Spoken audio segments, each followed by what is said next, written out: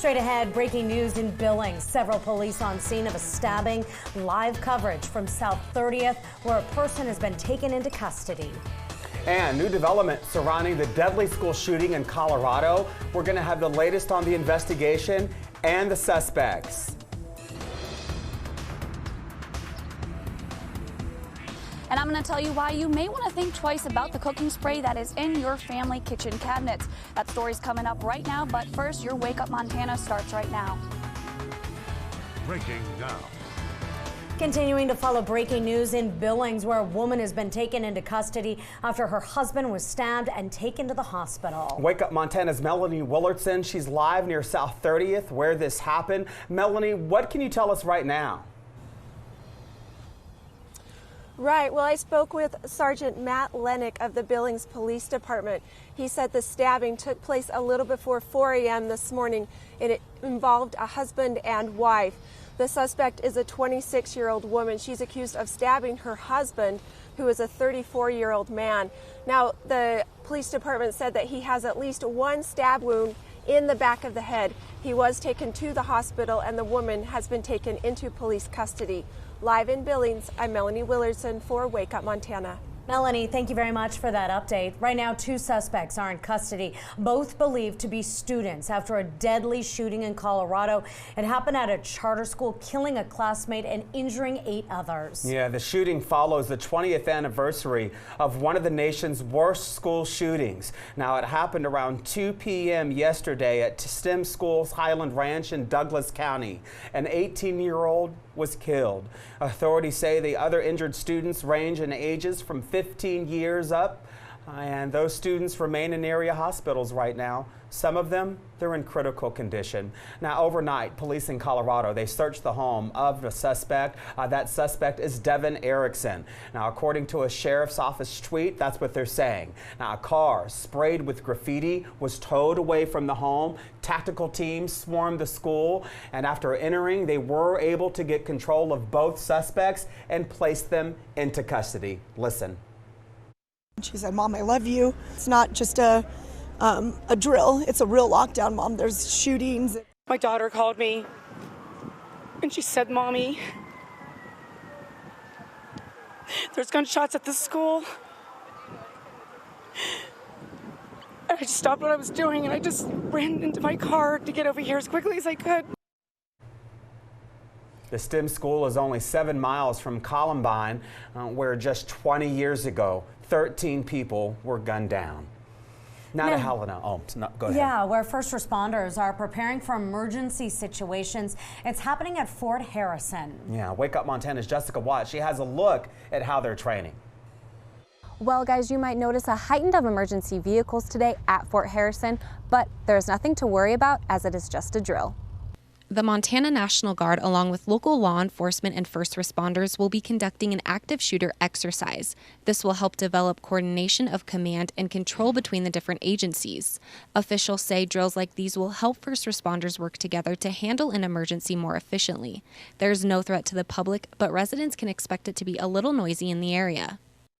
The drill is scheduled to begin at 9 a.m. today and is expected to wrap up about an hour later.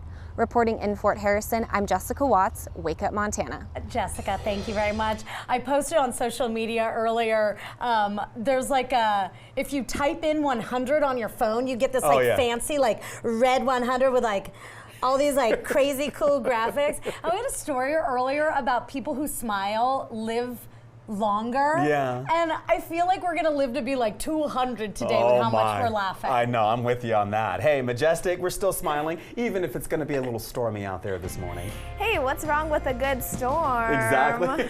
Oh, but ching. All right, well, here's what we're seeing right now. Conditions not too bad, mostly dry right now. We are actually seeing a little bit of sunshine for some parts of the western part of the state. Temperatures mostly into the upper 30s, low to mid 40s, but we have a cold front pushing through today. What that's gonna bring is increasing clouds for the entire state and then some scattered rain showers. Right now they're up to the north, but they're going to be making their way down towards the south. So by the end of the day today, likely you're going to come across some rain showers, and that's all because we have an area of low pressure. Not only are we talking about rain, gusty conditions, but also the threat of thunderstorms for the western part of the state and southwestern part. The best chance of seeing those thunderstorms will be this afternoon and this evening. Ken? All right, Majestic, thank you. Right now, a major street in Missoula is closed as flood concerns rise over the Clark Fork River. Now, the river is running at 2 feet below flood stage, but it could quickly change. Homeowners on Kerwell Drive saw some minor flooding covering the road just 2 weeks ago, but the water levels went down just after a few days. Now, emergency management officials say that May, it's runoff season, and since we're still seeing a lot of snow in the mountains, well, you already know that could bring more flooding. Now, officials say that they can predict water levels up to a week away, and the water gauge right now is predicted to spike next Tuesday. Now, in anticipation of more flooding to come, Tower Street will remain closed until June. Given the fact that we still have a lot of snow in the high country, we would be looking at the flood season to go at least until the first week of June or until that snow has come out of the mountains. Now, officials say they'll continue to monitor the situation and alert homeowners immediately if they see rising water levels. Well, Montana is not the only place dealing with flood concerns. May showers are threatening millions across the U.S. Heavy rain is slamming the plains and severe storms are moving eastward. There is severe flooding in the Midwest. Majestic, drawing our attention to this issue. Look at this, folks. St. Charles County, this is in Missouri. Severe weather shifting to more populated areas now. Oklahoma City, Kansas City, Dallas, Houston. A foot of rain fell according to the National Weather Service. We seen that it was high, so we decided to pull into the parking lot here and caught a little bit of water coming in, and then you helped us get into the parking lot. We're just going to wait it out. Spokesperson for Houston Fire tweeting out that hundreds of homes affected by the high water. They even rescued a woman in labor. Could you imagine that? The National Weather Service says tornadoes, heavy wind, even hail are all possible today and into the rest of the week. When it comes to weather around the clock, take us on the go. Download the Montana Weather Authority app. Not only will it keep you safe here in this state, but also it'll know what's going on for your friends and family across the country. All right, Trooper Wade Palmer's wife, Lindsay Palmer, she is speaking out for the first time, talking about her husband, Trooper Wade Palmer, who was shot in the head and neck in March. Now, Palmer was part of the search for a man accused of a roadside shooting outside of Missoula March 15th. Trooper Palmer found him and was then shot while still buckled into his patrol car. Now, he was airlifted to a hospital in Utah where he continues to recover this morning. Lindsay, she released a very emotional video statement saying that her husband still has a long road to recovery, but says that his personality is shining through more and more each day. She says it's thanks to the generosity of the community that she's been able to stay with her husband through this difficult time. Watch this with me. To the Blue community at home, in Utah, throughout the country, and abroad, thank you for being so encouraging, supportive, and overwhelmingly generous. I have always been and will always be proud to be an LEO wife. Please continue to keep us in your thoughts and prayers.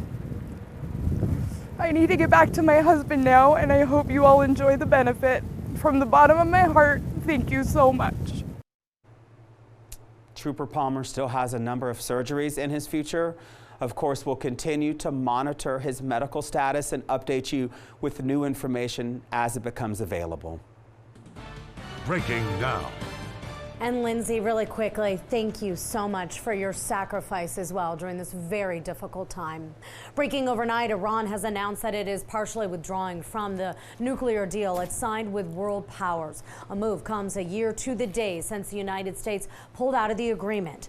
Iranian state television saying letters outlining the Islamic Republic's partial withdrawal from its 2015 nuclear deal has been delivered to ambassadors. U.S. stocks taking a tumble on Wall Street, finishing deep in the red as markets reacting to the potential of a trade war between the U.S. and China. Coming on the heels of President Trump's repeated tweets over the weekend talking about tariffs on Chinese imports. The market turmoil saw the Dow dropping roughly 400 points, marking the second worst trading day of the year. All right, caught on camera. Watch this with me, folks, okay? You're gonna go see your buddy. Ring the door. Did you see that? Oh. You're going to see it again. I missed it again. Okay, watch it again. Here we go. The attack all caught on his friend's doorbell camera. Gerald, he opened the screen door. Whoa. A snake wrapped around a porch light bit him in the face. Poor guy. At first, he had no idea if it was venomous or not, so his buddy rushed him to the hospital. Doctors determined the snake was not dangerous, but ouch. I mean, more than ouch, but just like, hey, what's up, Fred? So random. Like, how was it? No, you don't get that again. You only get that once. You should have saw her on camera. That snake has a big mouth.